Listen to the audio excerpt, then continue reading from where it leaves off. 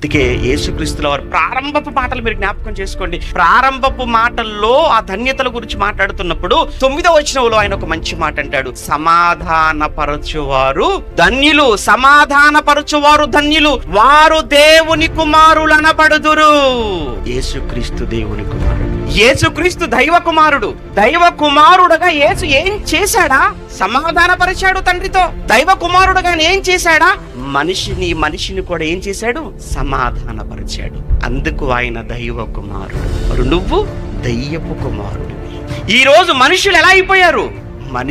మనిషిని కలపడం చేత కాదు, మనిషిని సాధ్యమైనంత వరకు ఏం చేయాలంటే వేరు చేయాలి. ఏమంటే కలిపే మాటలు ఏమైనా చెప్తారా? కలిపే మాటలు చెప్పరు. ఐక్యం చేసే మాటలు చెప్పరు. సమాధానపరిచే మాటలు చెప్పరు. మనిషికి ఇంకా దూరం చేయాలి. అలా మనుషులు దూరంగా వెళ్ళిపోతేనే ఎలా దూరం అయిపోవాలి?